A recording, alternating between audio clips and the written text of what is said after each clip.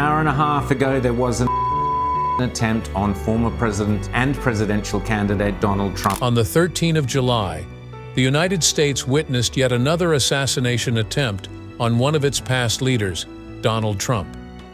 Though he had escaped with a minor injury to the ear, one casualty was recorded with 2 others injured among those present at the scene. Shortly after the first shot was fired, the security agents were able to locate and neutralize the shooter, after several shots had already been fired towards Trump. Following these events, there have been a series of inquiries by the authorities and the public on what might have gone wrong. So far, there have been no conclusive reports on the issue, and it seems that things are taking a new turn with the revelation made by Congressman Clay Higgins, which seems to hit at a cover-up. He reveals what the FBI has done with the crime scene and also the body of the shooter, Crooks Thomas, which seems suspect. Join us as we shed some light on these new details and what it might mean for the investigation into the shooting. Following the July 2024 attempted assassination of former President Donald Trump, new revelations by Congressman Clay Higgins cast doubt and suspicion upon the whole incident. Republican Representative from Louisiana Higgins has raised concerns about the way the FBI handled the case, especially how the agency allowed the cremation of the body of the shooter just 10 days after his attack. The revelations refueled public interest in the case and perpetuated a number of conspiracy theories and speculation on possible cover-ups and the true nature of the events surrounding the shooting. The attempt occurred on July 13, 2024, during a rally in Butler, Pennsylvania. Thomas Matthew Crooks, 20, with no high-level criminal history, opened fire on Trump from a rooftop, injuring the former president and 2 bystanders while killing one before being shot by a SWAT sniper. This incident sent shockwaves around the country as federal and local officials launched an investigation into the matter. The FBI immediately took over the case, and in a matter of days, the crime scene was released, and the body of Crooks was turned over to his family for cremation. Higgins's complaints point to the action of the FBI in permitting, only days after the event, the cremation of Crooks' body, an action which he and others believe could hinder justice. In a speech on the House floor and in interviews afterward, Higgins said the FBI had not informed local authorities, including the coroner or other law enforcement, of the release of Crooks' body until after the cremation had already taken place. As Higgins states, this completely ruled out any more detailed inquiry into Crooks's death, let alone a full-scale autopsy and evidence preservation that might have been key to what the assassination attempt really meant. Higgins' revelation has given rise to several questions such as, why was the body released in such haste? Was a closure of the case urgently needed, and if yes, why? These questions have led many to suspect that there is more to the story than has been publicly revealed. To many, the moves of the FBI seem to impede the investigation, especially if there was any question as to whether Crooks acted alone or if there were others who played a role in the plot. Higgins' revelations had several immediate effects on the public perception of this case. Many have seized on this controversy as proof of a potential cover-up, especially among those with a predisposed distrust of federal institutions. Many are of the view that the fast-tracking of Crooks' body to cremation is in order to eradicate any trace of evidence that may contradict the official story or implicate other persons or parties. The utter total lack of transparency within the decision-making process on the part of the FBI has just continued to fuel these suspicions. That said, this incident has also spawned a number of conspiracy theories, including the possibility of the involvement of other co-conspirators besides Crooks. There are theorists who claim that he could have belonged to a larger conspiracy consisting of either co-shooters or people who provided him with logistical support. Another point that has been cited as suspicious about the case is how the FBI was in such a rush to clear the crime scene. For big cases like this, they usually leave the crime scene intact for weeks in order to maximize evidence recovery and processing.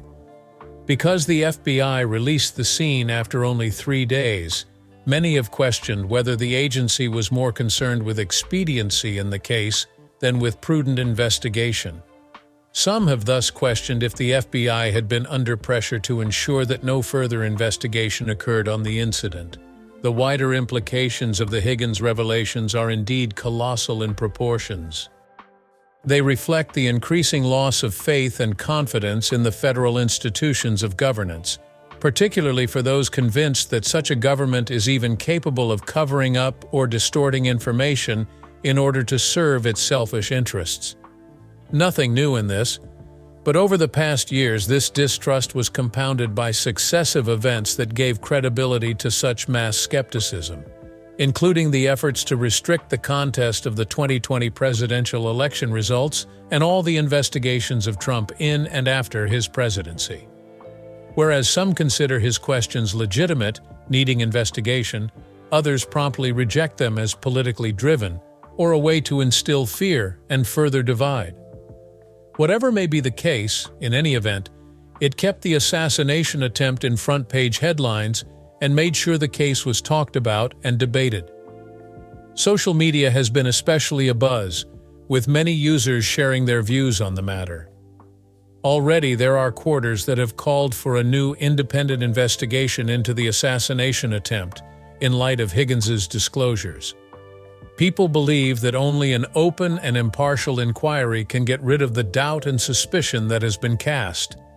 They also say such investigation should be empowered to have access to all evidence, including any that might have been overlooked or suppressed by the FBI.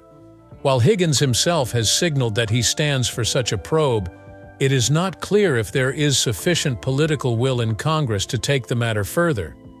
In the most politicized time in the United States, such an effort to reopen this case will not only prove contentious, but may further polarize public opinion in a country already torn apart by near irreconcilable polar divisions.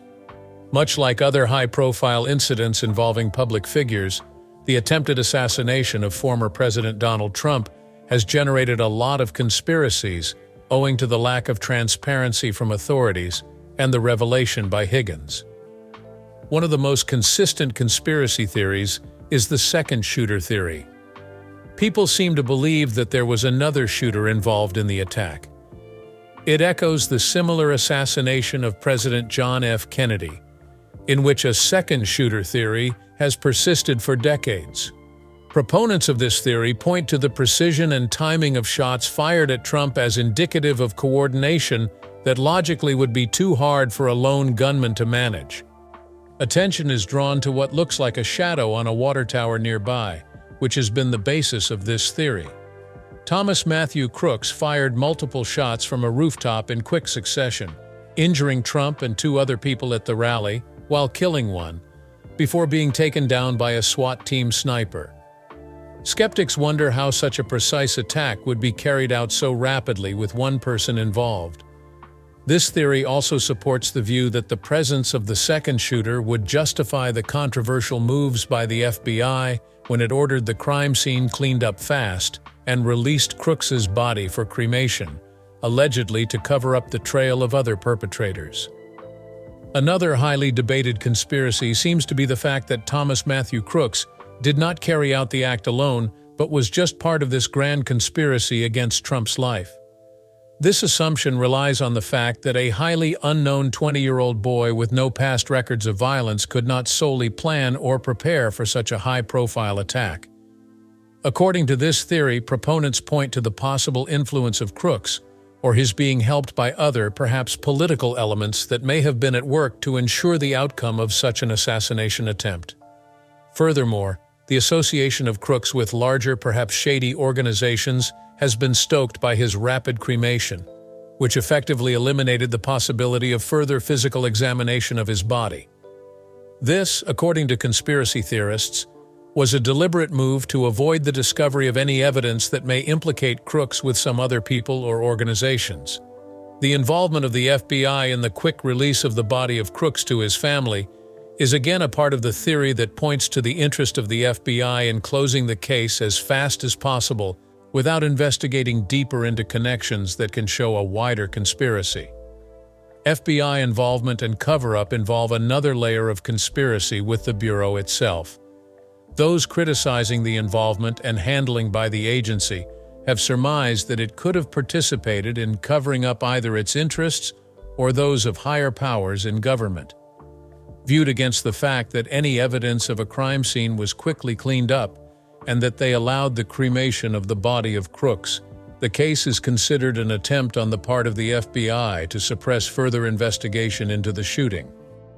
Some say that was all part of a greater attempt at covering up the nature of what transpired on July 13, 2024. This connects to the other two theories, being that Crooks was not acting alone, or that there were other shooters involved. By cleaning up the crime scene as soon as possible, the FBI then reduced the body of Crooks to ashes, which seems to get rid of evidence that may have given more explanations of the plot. This draws parallels in other events in history where the government agencies were accused of obfuscation, including the Kennedy assassination or the 9/11 attacks. Also, the wildest theories seems to be that this was an inside job perpetrated by the members of the government against Trump. It was based on a belief that political enemies of Trump, perhaps working in the FBI or in any other federal agency, took advantage of this opportunity to get him eliminated. Others have remained with the conviction that Crooks was just a puppet in their plot to kill Trump, incited by influential persons or groups desiring to see Trump neutralized. Supporters of this theory often draw from the fact that the attack came at a time when political tension was at its boiling point and the subsequent actions taken by the FBI as suspect. Because this is a take without any concrete evidence, there were still some who claimed that the hastening of the release of Crooks' body, and then the cremation, was to avoid any kind of investigation to find out who really was behind this plot. This proliferation of conspiracy theories points to a deep division and mistrust that defines contemporary American politics. The Trump shooting has been a focal point, a site around which discourses on deep state conspiracy and government corruption have really clicked into place, just like other major events have been in the short history of such incidents. Theories about the shooting reflect bigger anxieties about the state of democracy, the role of federal agencies, and the influence of powerful political actors. Ultimately, this attempt on Donald Trump's life gave way to an intermingled web of conspiracy theories with their share of believers and non-believers. Be it the idea of a second shooter or the general idea of an FBI cover-up, all these theories speak volumes about deep-seated mistrust and division that continue to underpin American politics. As in other high-profile cases, the truth may never come out, but the theories, for certain, themselves will survive and be considered in public perception and discussion well into the future. The blame for the attack has also been spread to the way the Secret Service handled the whole issue. A lot of people believe that the details assigned to Trump on that day weren't adequately trained, which must have been the reason they weren't able to secure the venue as they should, and even the evacuation attempts weren't seen as very effective. Apparently, one of the major issues that has raised questions is that several civilians reported that they had seen a suspicious individual on the rooftop long before the shooting started. According to the testimony of these eyewitnesses, Crooks was seen carrying a rifle and seemingly preparing his position for an extended period. In fact, some of the bystanders even said that they had warned the local authorities or the security at the event site about the suspect activity well in advance. With warnings so well in advance, it would appear that either the intelligence was not passed on to the Secret Service, or the agency for its part did not take the information in time to prevent the shooting. Criticism has also ensued over what does and does not amount to a failure in securing the perimeter of the event. Standard operating procedure on such high-profile events would generally involve a very extensive advanced security sweep of the surrounding buildings, especially those providing a vantage point against threats. What critics feel the agency should have done was locate that rooftop and secure it, as that was where the crooks were later found. The fact that he was able to position himself with a rifle and just waited for the right moment to strike suggests some major oversight. The second issue involves the apparent breakdown in communications between the Secret Service, local law enforcement, and event security teams. If civilian calls about a suspicious person were made, as some witnesses testified, it was inexcusable that such information was not promptly and efficiently relayed to the Secret Service. There was also the issue of the response time of the Secret Service once the first shot was fired. The eventual neutralizing of the threat notwithstanding, there was a delay which has cast doubt as to whether they were prepared to address such a critical situation. The whole handling of the attempt at assassination has raised a public outcry in which many question the ability of the Secret Service to protect high-profile figures under its charge. Fair enough, security experts have pointed out that no security system can ever be foolproof. But against the high stakes involved in this case, apparent lapses most definitely raise eyebrows. Meanwhile, there have been calls for the action of the Secret Service in events leading to and during the incident to be independently investigated, taking into account what went wrong in this incident and how such situations can be avoided in the future. However, there have been some major blowbacks, especially on the leadership of the Secret Service, following the perception of an oversight on their part. The July 2024 attempt on former President Donald Trump came with tremendous criticism leveled against the leadership of the U.S. Secret Service, forcing Kimberly Cheatle to resign as the head of the agency. Ever since the incident happened, voices within the general public and politicians widely criticized the Secret Service due to perceived security gaps and operational shortcomings that brought about the attack. She had been leading the Secret Service since September 2022, but after the growing controversy, Kimberly Cheatle stepped down from the position. To many people, her resignation seemed a consequence brought on by the colossal failure of the agency to prevent such an attack when several warnings and valid security measures should have prevented the attack in the first place. Reactions to Cheatle's resignation fell along divided lines, with some considering it a requisite move toward accountability, and others as the scapegoating of the agency's leadership amid far more serious structural problems. Shortly after the attempted assassination, Cheatle, like other senior Secret Service officials, came under intense pressure. It later emerged that those at the rally had spotted Thomas Matthew Crooks, the gunman, in a suspicious position a long time before the attack, but too little action had been taken as a result of this intelligence. Where it did not secure the area and heed such warnings, the Secret Service was seriously accused of failing in its protection duties. Doubts on the investigation's efficiency were also heightened by the decision-making processes in the agency, particularly those on the clearance of the crime scene and the cremation of the shooter. These and the growing scrutiny from the public made the heads of the Secret Service nervous, which ultimately drove Cheatle to resign. Notwithstanding the unrest inside the Secret Service, such acknowledgments of final judgments about these failures of this agency should not be done prior to the completion of the investigations that are currently underway. Investigations of various kinds have been launched to scrutinize what the Secret Service did in the pre-attack period, during the attack, and in its aftermath.